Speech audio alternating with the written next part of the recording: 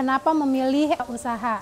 Yang perlu diyakini 9 dari 10 pintu rezeki itu lewat dari perniagaan. Saya sebelumnya kerja di BRI, ada riba ya gitu, maksudnya bekerjanya di dunia riba, jadi saya memilih mundur. Jadi kalau saat itu kepikiran, aduh kurang modal nih kayaknya gitu. Enggak, justru sebenarnya karena latar belakang saya orang perbankan, teman-teman saya lah yang membujuk, ayolah gitu kan, ayolah kan biar mempermudah nih usaha. Ya ternyata alhamdulillah iman masih kuat.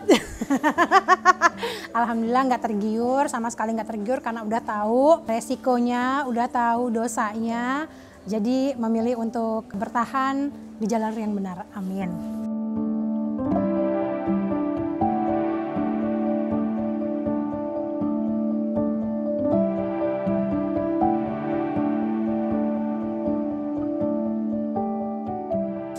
Assalamualaikum warahmatullahi wabarakatuh. Perkenalkan, saya Dina Hamdaniati, salah satu owner dari Mama In Frozen Food. Jadi, kita itu bisnis berawal di 2015. Produksinya hanya roti Maryam dengan brand roti Maryam 5758. Yang disingkat jadi Maju Mapan. Nah, terus karena kita mau rebranding, karena produknya semakin banyak, alhamdulillah gitu. Nah, kita tetap mau nama si Maju Mapan ini nggak mau hilang. Akhirnya kita singkatlah jadi Mama In Maju Mapan Indonesia gitu. Ide awalnya karena memang cuman itu yang bisa dibikin.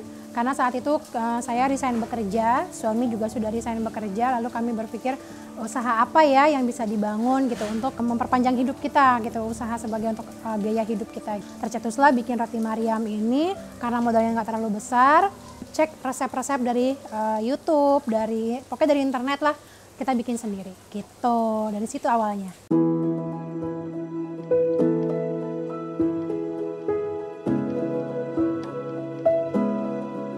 Jadi 2014 itu saya diajak umroh sama kedua orang tua saya, dan berangkat bukan cuma saya, sama suami, keluarga besar gitu kan. Nah, dalam proses menjalani umroh itu ibu saya tanya gitu, seneng nggak umroh? Saat itu saya jawabnya seneng karena apa, dibayarin kan, gratis dengan fasilitas yang mewah menurut saya gitu ya.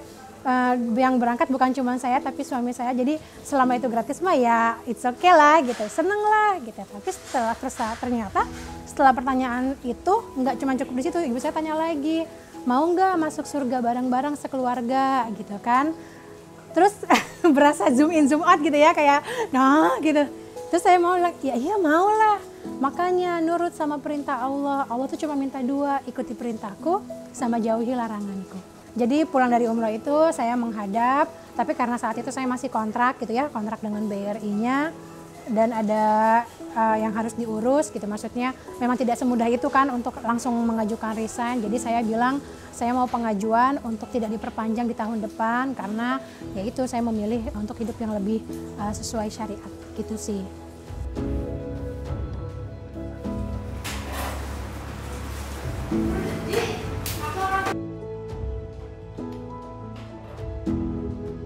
Suami udah usaha duluan. Sebenarnya suami udah usaha duluan karena suami resign dari kerjaannya sebagai seorang trainer. Jadi beliau juga udah punya usaha, kita punya kios gitu waktu itu, kios jualan somai. Jadi hidupnya memang dari kios somai itu gitu. Nah, saya di 2015 akhir resign, mikir apa lagi gitu, maksudnya apa yang bisa kita bikin, apa yang bisa kita kerjain dengan dari usaha itu belum terlalu bisa menjanjikan gitu saat itu. Nah akhirnya tercetuslah bikin si roti Maryam ini, berawal dari kos-kosan itu gitu kan, karena kami berdua tinggal di kos-kosan, bikin dari kos-kosan dan memanfaatkan media online. Waktu itu Instagram sudah mulai booming tapi tidak serame sekarang gitu. Nah dari situ.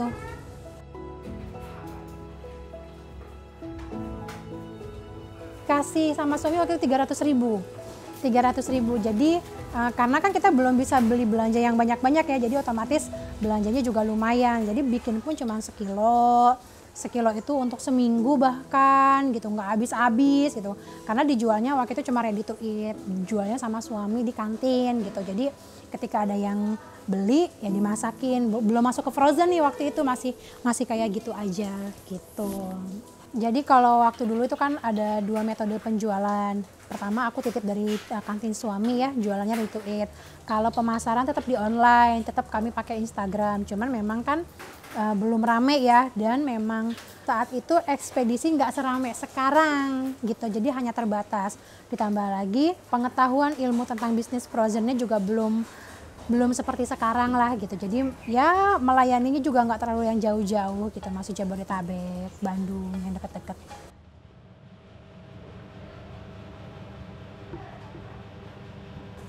Kehidupan di kos-kosan itu memang berapa lama ya saya ngekos itu, setahun, hampir 2 tahun di kos-kosan, hampir 2 tahun gitu.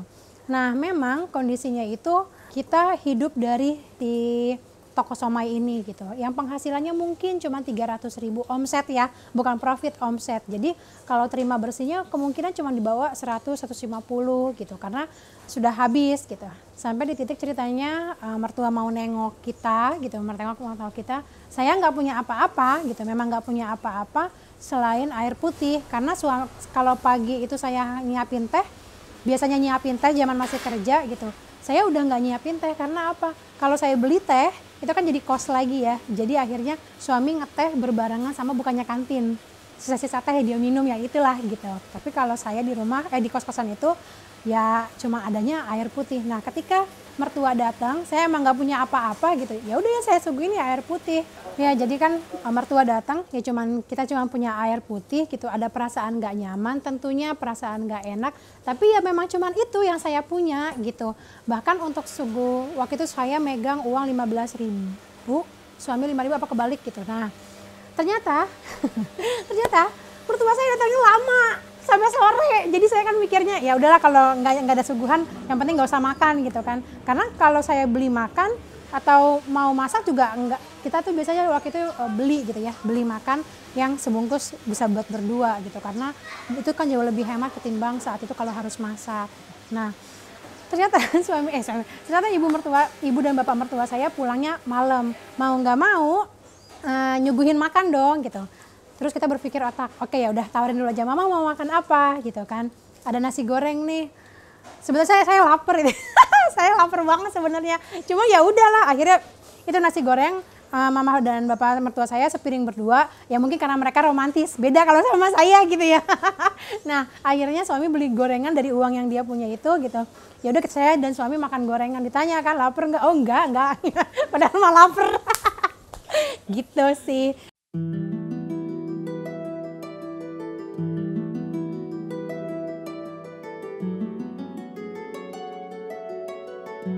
Oke, jadi ya alhamdulillah seiring dengan waktu gitu ya.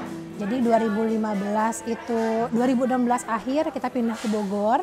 2016 akhir saya pindah ikut dengan orang tua. Kita merintis lagi di Bogor, meninggalkan kota Jakarta. Cie. Jakarta yang katanya menjanjikan itu gitu kan. Akhirnya memilih ke Bogor gitu kan, beradaptasi lagi. Terus sampai akhirnya kita ikut sebuah komunitas, itu ternyata di Bogor banyak komunitas bisnis gitu, yang mana saat di Jakarta saya nggak punya ilmu itu gitu, nggak punya informasi, bahkan nggak punya informasi untuk bergabung di komunitas-komunitas. Sampai akhirnya ikut komunitas ini, komunitas itu, dapat ilmu, alhamdulillah. 2020 alhamdulillah frozen food naik daun ya, akhirnya setelah sepanjang seumur segini kan frozen food tuh nggak pernah dilirik sama orang gitu. Bahkan bisa jadi orang tahu, hah emang itu menjanjikan ya bisnisnya? Oh jangan salah gitu. Sampai akhirnya di 2020 itu karena banyak orang cuma di rumah, akhirnya pecah gong juga lah, kebagian lah rezeki dari si COVID ini, si frozen food ini gitu mas. Frozen food salah satu jalur bisnis yang menjanjikan gitu ya. Apalagi ketika COVID kemarin dia benar-benar naik daun karena orang nggak bisa kemana-mana. Ditambah lagi sudah banyak ekspedisi atau armada-armada ojek online yang membantu untuk dalam proses pengiriman. Itu kan memudahkan banget gitu, baik dari pengirim maupun pembeli gitu.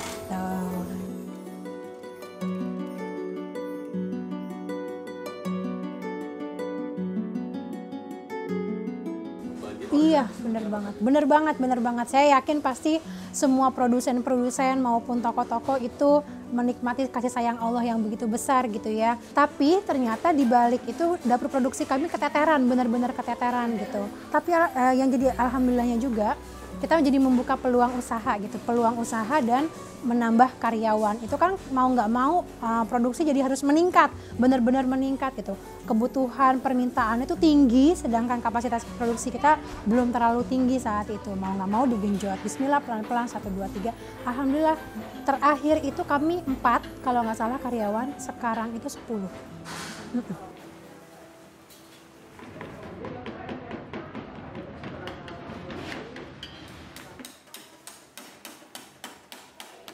Kapasitas produksinya kita 100 kilo per hari, 100 kilo tepung per hari dengan menghasilkan 420 sampai 450 pack per harinya. Untuk pendistribusiannya selain jalur online gitu ya, kita juga masukin ke toko-toko frozen gitu, bermitra dengan toko-toko frozen, reseller, dan juga memang ada beberapa mitra yang memang bekerja sama dengan kami gitu. Cita-cita pasti ada gitu, impian pengen ya besar gitu, karena kan berafirmasi positif itu harus gitu. Karena dapur produksinya misah-misah gitu ya saat ini, tapi pengen beneran punya pabrik yang semua produksinya di satu titik.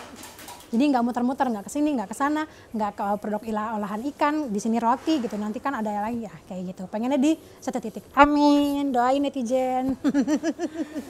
Produknya selain roti Mariam, ada produk olahan ikan, yaitu pempek, pempek kulit, tekwan, terus ada kue-kue risoles, itu ada isian smoked beef sama risoles sosis telur. Terus ada pizza, ada donat susu juga kita punya. Roti Mariam kita menghadirkan 3 rasa, siapa lagi ya, somai, kayak gitu. Roti Mariam ada 3 rasa Ya, apa aja? original, pandan, dan coklat.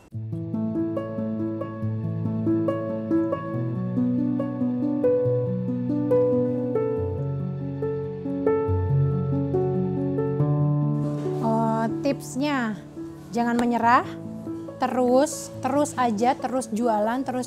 Gak apa-apa kalau ternyata belum bisa sampai di titik para motivator, ilmunya motivator gitu. Gak apa-apa, yang penting perut kita terisi dulu, nanti pelan-pelan kita pelajari ilmunya. Insya Allah yang penting tetap terus mau belajar gitu. Kalau sekarang di titik gak bisa ikut seminar, gak bisa ikut kata-kata motivator, gak bisa ikut kata-kata guru-guru pengusaha yang lain gitu ya, gak apa-apa. Kerjain semampu kita, sebisa kita, di mana batas kita ya di situ gitu. Segitu dulu aja, gak apa-apa. Lila butuh enggak?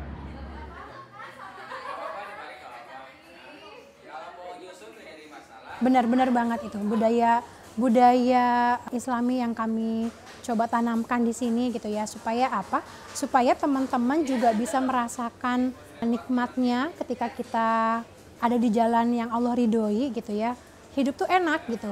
Allah yang bantu, nggak perlu pusing mikirin ini dan itu gitu. Tapi ketika yang di otak hanya dunia, percaya deh nggak akan kelar dan cuma dapat capeknya aja gitu. Tapi ketika diarahkan diniatkan untuk karena Allah gitu ya, semua karena Allah, semuanya tuh enak banget gitu.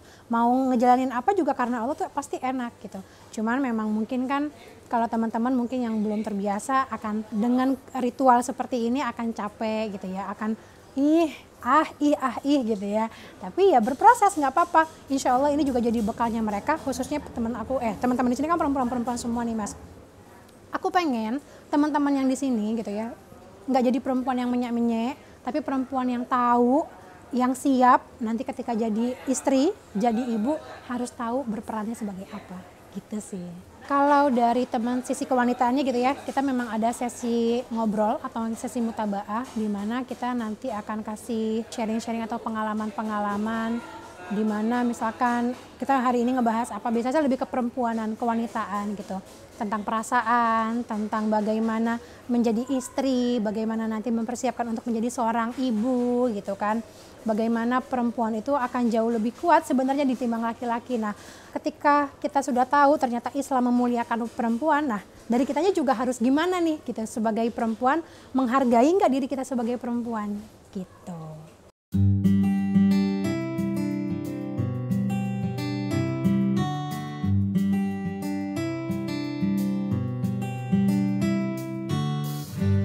Untuk mendapatkan produk kita, teman-teman bisa order via admin kita.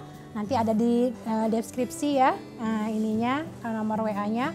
Atau bisa cek di IG kita di Mamain Frozen Food, di TikTok kita juga sama Mamain Frozen Food, di marketplace kami juga sama Mamain Frozen Food. Untuk di toko-toko frozen juga ada, teman-teman bisa dapetin di seluruh toko-toko frozen food di Kota Bogor. Nah, buat teman-teman yang bingung pengen nambah penghasilan gitu kan, memanfaatkan kulkas yang 2 pintu, freezernya masih isinya es batu doang gitu. Nah, bisa banget nih dimanfaatin buat gabung sebagai reseller kami. Nggak perlu repot lagi untuk mikirin produksi, mikirin bahan baku, cukup bisa dengan jualin produk-produk kami gitu. Kalau tanpa bahan pengawet itu sebenarnya lebih tepatnya tanpa bahan pengawet tambahan. Jadi kalau misalkan dari bahan baku, misalkan kayak tepung sendiri kan itu juga memang sudah punya bahan pengawetnya. Nah, kalau dari produk yang kami olah itu memang tidak atau tanpa bahan pengawet tambahan. Lebih tepatnya kayak gitu sih. Umur dari si produknya 6 bulan sampai 1 tahun. Ya, dalam keadaan beku. Gitu. Jadi insya Allah produk ini sangat aman dikirim ke luar kota dengan layanan tercepat dari setiap ekspedisinya. Gitu. Jangan lupa untuk subscribe channel Halo Bos. Udah, bener.